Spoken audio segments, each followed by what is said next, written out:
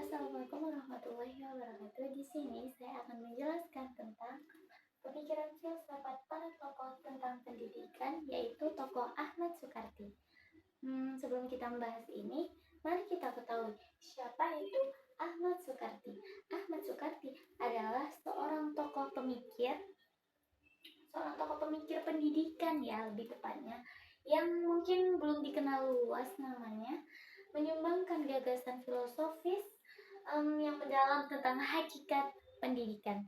Memahami pemikirannya adalah salah satu kunci untuk menyelami dimensi dalam hakikat manusia dalam pendidikan. Menurut Ahmad Sukarti, hakikat manusia dalam pendidikan dibagi menjadi 3 macam, yaitu 1. Ada fitrah sebagai basis, 2. Pengembangan potensi, 3. Dimensi spiritual. Kita bahas satu persatu ya. Pertama ada fitrah sebagai basis. Sukarti memandang fitrah sebagai basis adalah dengan fitrahnya itu cenderung pada kebaikan, akal dan pikiran, dan hati nurani ya sebagai landasan pendidikan. Jadi fitrah sebagai basis itu dia berdasarkan kepada pemikiran, akal, hati nurani kita dalam pendidikan. Ya, berikutnya ada pengembangan potensi. Pengembangan potensi dalam pendidikan itu berorientasi pada pengembangan seluruh potensi manusia secara holistik ya. Jadi pengembangan potensi ini ya untuk mengembangkan bakat-bakat kita dalam dunia pendidikan. Terus ketiga ada dimensi spiritual. Nah, kalau tadi fitrah sebagai basis itu menurut akal, pikiran, dan hati dalam pendidikan, pengembangan potensi itu dia mengembangkan bakat-bakat kita, skill-skill kita. Sekarang dimensi spiritual ya, tidak asing bukan? Ya, spiritual itu pembentukan karakter, moral kita sebagai pondasi yang sangat bermakna. Begitu. Jadi ini adalah fitrah sebagai basis melalui akal, hati nurani, serta pikiran kita dalam pendidikan. Pengembangan potensi itu pengembangan skill ya, saya ulangi lagi. Terus dimensi spiritual itu adalah pengembangan moral kita dalam berperilaku, beretika di dalam pendidikan. Ya, lanjut ke poin berikutnya, itu adalah tujuan pendidikan. Tujuan pendidikan bagi Ahmad Sukarti, tujuan akhir pendidikan adalah pembentukan insan insan kamil ya. Tujuan akhir dari pendidikan itu insan kamil, katanya Ahmad Sukarti, yaitu manusia paripurna yang seimbang antara dimensi intelektual, keseimbangan, emosional, dan spiritual. Jadi tujuan pendidikan menurut Ahmad Sukarti itu ada 4. Ada intelektual, keseimbangan, emosional, dan spiritual. Mari kita bahas satu persatu ya. Pertama ada intelektual. Menurut Ahmad Sukarti, intelektual itu mendorong penalaran kritis dan pemahaman mendalam. Jadi intelektual itu lebih ke arah pemahaman kita. Terus ada keseimbangan. Ya, keseimbangan menurut Ahmad Sukarti adalah harmoni antara dimensi untuk kehidupan yang bermakna. Jadi keseimbangan itu adalah harmoni katanya. Lanjut, emosional. Emosional itu pengembangan empati kita, kecerdasan serta emosional kita ya. Jadi dia itu pengembangan kayak kecerdasan, emosional, empati kita, perasaan kita. Terus spiritual yang terakhir ya. Spiritual itu menanamkan nilai-nilai luhur dan ketaatan. Jadi intelektual itu bisa dibilang pemikiran kita, keseimbangan itu adalah harmonika dalam pendidikan, emosional itu adalah bagian dari empati kita, perasaan kita. Ya, lanjut ke poin berikutnya ada kurikulum. Kurikulum integrasi ilmu, pengetahuan, dan nilai. Sukarti menekankan kurikulum yang tidak hanya fokus pada akumulasi informasi saja, tetapi juga pada internalisasi nilai-nilai moral dan etika. Integrasi antara ilmu akliyah, ilmu rasional, dan nakliyah, wahyu menjadi esensial. Nah, itu tuh jadi dampaknya ya, pentingnya itu kenapa? Satu, kita kan nggak belajar cuma ilmu tentang akliyah, tapi juga menurut Ahmad Sukarti kita juga harus belajar ilmu akliyah. Nah, salah satu manfaatnya satu, pentingnya ilmu-ilmu agama sebagai pondasi. Yang kedua, pengembangan ilmu pengetahuan umum umum yang relevan ya. Ketiga, pembelajaran yang berbasis masalah dan proyek untuk aplikasi yang praktis.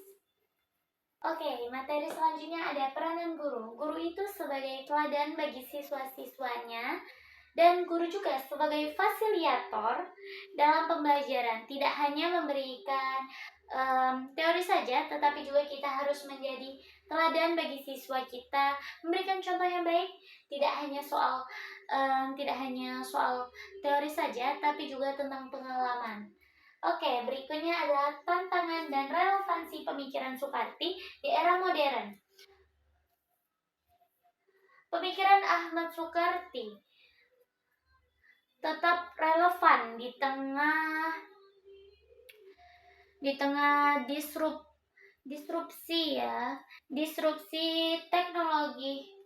Yang berikutnya ada kesimpulan. Warisan filosofis yang tak lekang waktu ya. Pemikiran filosofis Ahmad Sukarti tadi tentang pendidikan adalah warisan berharga ya, yang mengingatkan kita akan esensi sejati diri proses pembelajaran membentuk manusia seutuhnya yang berintegrasi dan bermartabat. Gagasan-gagasannya memberikan landasan kuat untuk pendidikan masa depan yang lebih manusiawi. Oke, terima kasih. Ya, berikutnya ada studi kasus implementasi gagasan Sukarti. Jadi ya, meskipun tidak secara eksplisit ya, pemikiran Ahmad Sukarti itu tetap dipakai hingga saat ini ya. Terus penerapan prinsip-prinsip Ahmad Sukarti ya. Penerapan pemikirannya Ahmad Sukarti ini ya, prinsip-prinsip Ahmad Sukarti dalam kurikulum dan metode pengajarannya ya, terutama sekolah-sekolah yang berfokus pada pendidikan karakter dan spiritual ya, masih dipakai. Pertama ada sekolah berbasis karakter, fokus pada pembentukan akhlak mulia dan kepribadian yang utuh ya. Nah, terus pendidikan holistik tadi itu ya, pengembangan kecerdasan intelektual, emosional, dan spiritual. Kalau pendidikan holistik itu, terus ada pesantren modern. Iya, pesantren modern mengintegrasikan ya ilmu agama dan umum secara seimbang. Jadi gagasan Ahmad Sukarti itu tetap dipakai hingga saat ini, walaupun zaman sekarang itu kemajuan teknologi serta informasi-informasi itu masih mudah didapat, tapi di sekolah-sekolah itu yang berfokus pada pendidikan karakter ya dan spiritual ini masih dipakai banget. Oke, selanjutnya kita ada kesimpulan. Oke, selanjutnya ada peranan guru. Guru itu sebagai teladan bagi siswa-siswanya. Tidak hanya teladan, guru juga sebagai fasilitator dalam pembelajaran. Jadi guru itu tidak hanya memberikan contoh, tetapi juga memberikan pengalaman juga ya, bahwasannya pembelajaran di kelas itu tidak hanya tentang materi saja, tetapi juga pengalaman kita akan kita kaitkan ke materi. Itu lebih menarik ya. Berikutnya ada tantangan dan relevansi pemikiran Soekarti di era modern. Pemikiran Ahmad Soekarti ya tetap relevan ya di tengah majunya teknologi dan informasi zaman sekarang ya. Menawarkan solusi ya terhadap krisis, disrupsi zaman sekarang ya. Pendidikan tradisional ya, dia lebih mengarah pada pembelajaran moral dan pembelajaran etika. Kalau pendidikan tradisional, tapi kalau relevansi pemikiran Ahmad Soekarti itu dia lebih pembelajaran dangkal dan pembelajaran holistik. Begitu. Kita lanjut ke studi kasus implementasi gagasan Soekarti. Meskipun tidak secara eksplisit ya, meskipun tidak secara eksplisit ya, diidentifikasikan banyak institusi pendidikan